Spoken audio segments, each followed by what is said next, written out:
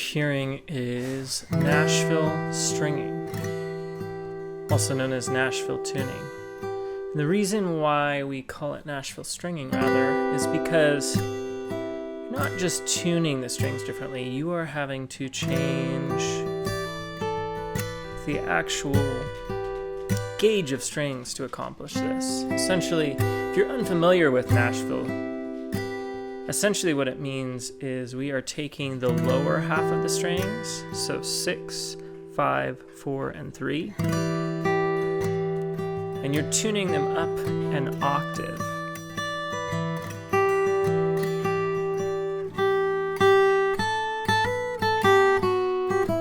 So the guitar itself plays chords-wise, and where all your note intervals are, the same as it would in standard tuning. But it gives it a very different, very vibrant kind of sound, because it almost sounds like the sound like you'd expect from a 12-string guitar, those octave strings. It's a really cool way to play. The one thing I would say is it's great for layering, especially if you're kind of recording something and you have a lot of regular tuned guitars. This is a great way to kind of add some vibrancy without having to, get a 12-string and kind of relearn, a lot of your chords with the 12-string, having to apply pressure to 2 strings at the same time. It gives you kind of that same effect. Tom Petty was known for doing a lot of 12-string kind of layered tracks and songs, and it adds a layer of dimension and contrast that you wouldn't otherwise have just with a standard tuned guitar. I'm a huge fan of alternate tunings as a guitar player, and so you'll see a lot of videos on my channel with a lot of alternate tuning explorations. But this is cool because rather than really have to relearn the guitar fretboard in a different alternate tuning, all your same chord shapes that you know and that you use are all here. It's just they sound vastly different. So it's a fairly low effort kind of way to get a whole bunch of more nuance into your sound. One thing that I learned too, I can't remember who I got this from. If I remember, I'll try to put it in some text in the lower thirds. But he's a producer, and I was schooled as an audio engineer by trade, and so I follow a lot of music producers and audio engineers. And I think it was Warren Hewitt, actually. I think I had a flash of remembrance here. I think Warren was saying, though, that he likes to actually string his Nashville strung guitars on like a very cheap guitar, or something that just quite frankly doesn't sound very good to begin with, because the whole concept is we're trying to create like almost a toy-like or music box-like, really bright, very mid-rangey, lacking in bottom end kind of sound, because it's meant to kind of contrast.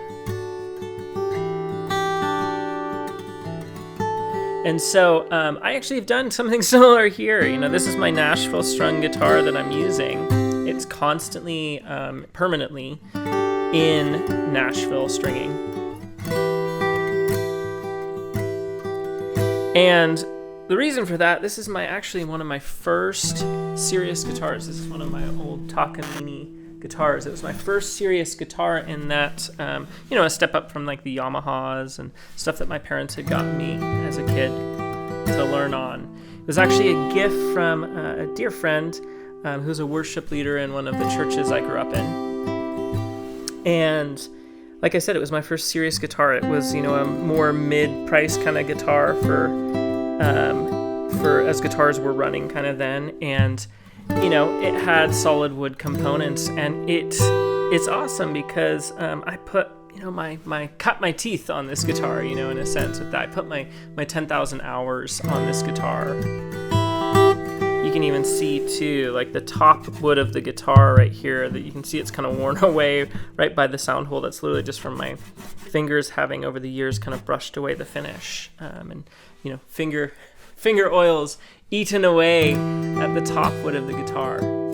So super cool. This is like a guitar that, as I was saying, doesn't really sound good in standard tuning anymore, but it's not because the guitar didn't sound good to begin with. It's because I have so used this guitar that even after, you know, multiple kind of fret dressings and you know, fret repair done on this guitar, it is permanently like fretted out on this guitar. The frets are like halfway worn through the fret, and so there's literally very little recovery without completely replacing every one of the frets, because even up to these like higher frets, it's worn down pretty good. So that's just something that if I play it in standard tuning, it doesn't sound very good. It's rattly, the strings buzz terribly, they catch in the grooves and the frets, the strings do.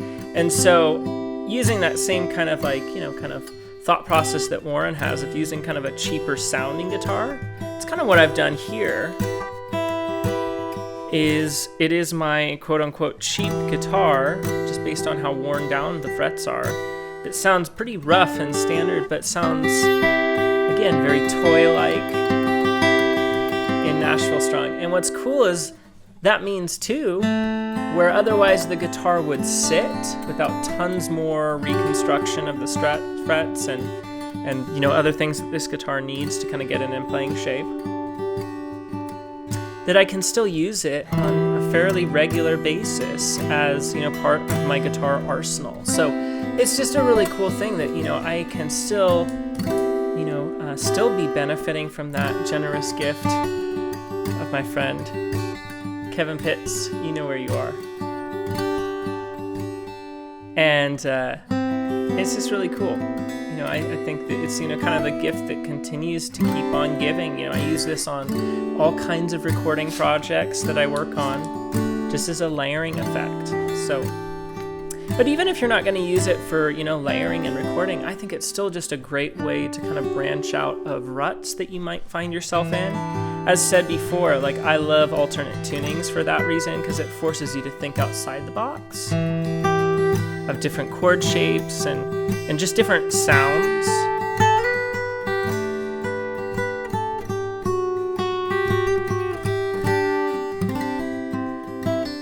But this is just, again, it's an easier access point to get some real creative nuances that you wouldn't otherwise have. It will force you to think about it differently, just because you're used to hearing the strings in different octaves than they are here if you're used to playing in standard tuning. And so it forces you to think about something differently, just picking patterns that you might have used before. And so anything that does that, I'm a huge fan of, because it forces you to grow and think about things differently. And who knows, you know, it might prompt you to kind of come up with a new idea, write a new song, come up with a new take or arrangement on a song that you already know. There's just a lot of, you know, limitless opportunities with something like this. So I'm probably going to do a follow-up of like what this would sound like if I tuned it to an alternate tuning. So, you know, finding another tuning to explore this in entirely. I think that would be pretty cool. I'm also going to probably do some follow-up videos where I actually show you what it sounds like when I layer this in to different tracks as well. So definitely stay tuned for future videos like that. If you do like guitar related content, please do hit that like and subscribe to the channel so you can stay tuned for more of the videos that I'm going to be putting out. I do tons of different various guitar related things on my channel, everything from little tips and tricks, tutorials kind of like this, or just things that I'm thinking about in my guitar journey, and guitar shootouts, lots of gear demos, things related to recording and music production. But I hope you got something out of today's video. I will see you in the next one, and I hope you go out today and maybe pick up a set of Nashville strung tunes. Nashville strung tunes. Nashville strung strings. If you're curious too to kind of know what I'm using in this video for that, you know, these are the String Joy kind of Nashville wound strings. I'm a huge fan of String Joy just in general, so they make a great Nashville strung, but plenty of other companies, you know, make Nashville strung. So go out today, maybe find some string up your guitar, or you know, if you have an extra kind of beater guitar, I'm sure that would sound really great on this, kind of capture that toy-like kind of quality. But until next time, I'll see you in the next one.